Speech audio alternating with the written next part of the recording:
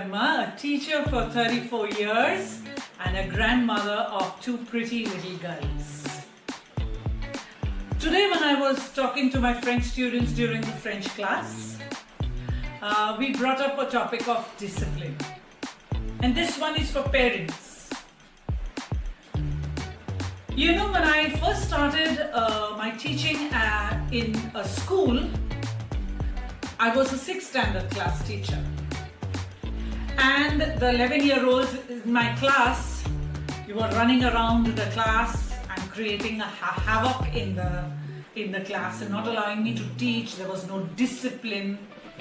And you know, when a class is noisy, a class neighboring has problems, the class on the other side has problems. So in all probability, the teachers must have gone and complained to father.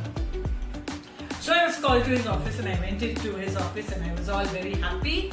And I said, "Hi father, good morning," and this and that. And I was just generally in a very happy mood. And he said, "Ellen, I called you to my office because I have something serious to talk to you." So I said, "Okay." He said, "Do you know what a memo is?" So I said, "No." So he said, "I want to tell you that a memo is a bad letter." So I said, "Okay." So he said, "And I want to go one step further and tell you that if you get 3 memos, you have to give up your job." So I was a bit taken aback. Anyway, he said, "You're having a problem with discipline? You leave my office and I'll show you how to get discipline in your class." So I walked out of his office. I said, "Yes, father." So I walked out of his office and I knocked and I entered. And you know, when he was first talking to me, he was sitting relaxed on the chair with his arm over his chair in a very casual attitude. When I walked back into his office, his arm from over his chair was not there anymore, and he was sitting upright, hands on the table in front of him. And you know, principals have a huge table, so hands in front of him. And he said, "Yes, Ellen, come in." So I walked in. His posture was not one which was very welcoming to me. So I stood, I didn't go and sit down in his office. I came inside and he opened his drawer. I remember the sound of that drawer. It rings in my ears even today. So he opened this drawer, he took out a sheet of paper and he handed it over to me. On top of that paper was written the word memo. So I looked at the memo and my hands started to tremble as I read the memo. So my hands were trembling and I was reading the memo and I couldn't concentrate because the paper was shaking. But I read the memo. And the last line of the memo is, "Show reason why no action should be taken against you." So he saw me read the memo and then I looked at him. He said, "Give me that." So I gave it to him, still hands shaking, I gave it back to him. He took the memo and he said, "This memo doesn't have a date on it. It's prepared, but it doesn't have a date. I'm not giving it to you. The day you have to be afraid of this memo is the day I put a date on it." So I said, "Okay." He opened that loud sounding drawer of his, put that memo inside and closed the drawer. Then he said, "Did you see what I did?" I said, "Yes, father." He said, "This is what you got to do when you are in class. Sit down, Ellen." So I sat down. He said, "Ellen, in the staff room, there is a large mirror. Go in front of the mirror, look into the mirror, and make a strict face. A strict face, not a frightening face, a strict face. Practice that face so that you know that you can use that face when you go into class. So also you do one more thing. When you want discipline in your class, don't talk in a high-pitched tone. Don't say, keep quiet, keep quiet, keep quiet. Don't say that. Lower your voice and say, quiet. So I'm like, okay, that makes a lot of sense. He said, you go and you practice. Then he said one very important thing, which I as a teacher have kept in my mind over these 34 years. He said, you get 35 minutes to entertain your children. Ellen, you have to be an entertainer because you have to catch the attention of the child and you have to keep that attention. You were only 35 minutes in the class. So, see what an actress looks like, see what an actress does in the movie, and that's what you got to do in your class, because once you get the attention of the student, you can put forward whatever it is that you need to teach them. I have kept that father's advice over the years.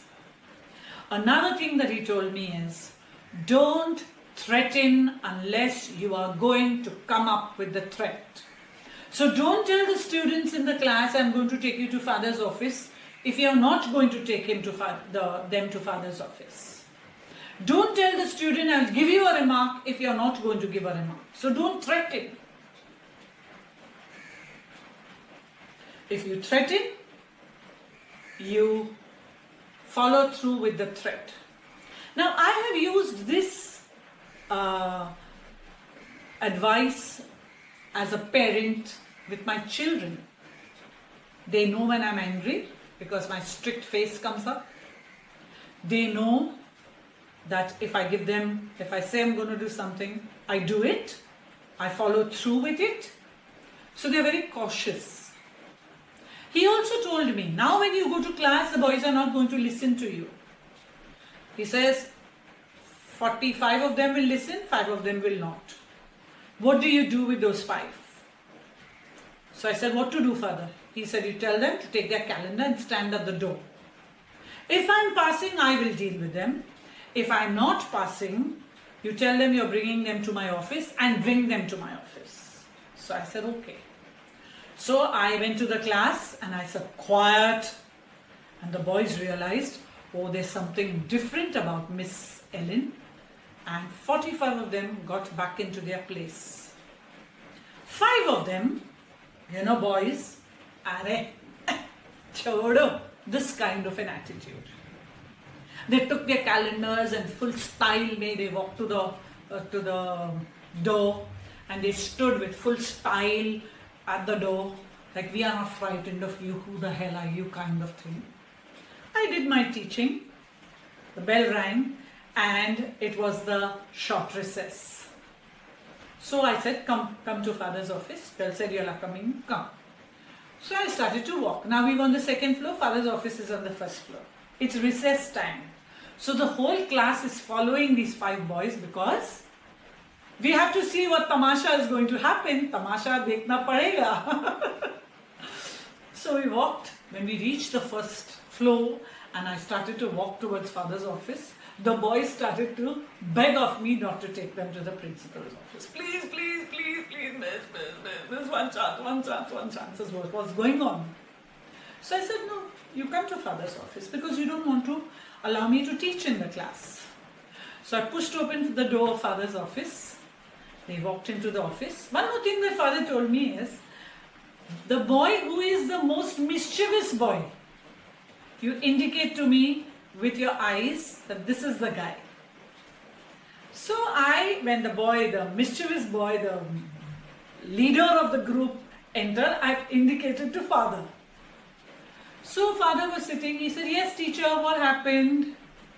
So I said, father, these boys are not allowing me to teach in the class. And so I brought them to you to talk to them. So father said, pointed out to the boy who was the leader of the group. And the boy said, Father, sorry, Father, sorry, Father, sorry. He pointed out to the leader of the group. You, come. The table was big, so he had to go round. Come here. So that fellow went next to father. I did not see, leaning against the wall was a cane. Father picked the cane and caught the boy, turned him and zapped on his backside. One he got. He, of course, jumped in pain. And the other 4 realized, oh my God, this is going to happen to us. So all were begging of father. He told the boy, go back. And he said, if I see your face again, it won't be good for you. Don't trouble teacher when she comes to class. So the boys were apologizing, sorry father, sorry father, sorry father, sorry father. He said, don't say sorry to me, say sorry to teacher. So they turned to me and they said, sorry teacher, sorry teacher, sorry teacher. I said, okay, go. Father sent them. And father said to me, he said, today the news is going to go that I have made the bakra of one of them. Today the news is going to go that I have given one of them. The whole school is going to be scared of you. The whole school is going to be aware that you take boys to the principal's office. Remember the advice I gave you, Ellen? And I will say one thing. I have followed this advice as a teacher. I have followed this advice as a mother. I have followed this advice as a grandmother. I have no discipline problems. Of course, now that I have learned positive parenting, I have a different method to handle discipline problems of the children, which of course I don't have, because I use the positive parenting system. But this is one thing you as an adult need to know. Discipline is something that you have to show a child at the start. Don't think today's parents have a problem. Today's parents think that, oh, I have to be the friend of my child. Yes, you have to be the friend of your child, but you have to be the friend of your child not all the time, not only a friend to your child. You have been given a very, very important role as parent. A parent is a caretaker of a child. God cannot be present, so God has given that job to you as a parent to take care. That's why I said caretaker. To take care of that child. So when a child gets himself or herself into a situation, into a problem, you need to understand that you have to take care of the child. You don't have to be the friend to the child. Do what you want. No. You have to be able to make your child understand. Another thing I want to say to parents, we give our child that much of freedom as to how much we think we can handle. It's not about the child, it's about what we can handle. So when you have a very tiny child, you will hold the child's hand and walk on the road. As you realize that the child has become responsible, you feel comfortable to leave the child's hand. Because you've told the child, walk on the footpath, and you leave the child's hands and you watch and observe and follow the child and give the child that much of freedom of not holding the hand but walking in a responsible way.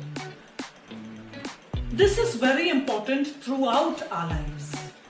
As teachers and as parents, we only allow what we can handle.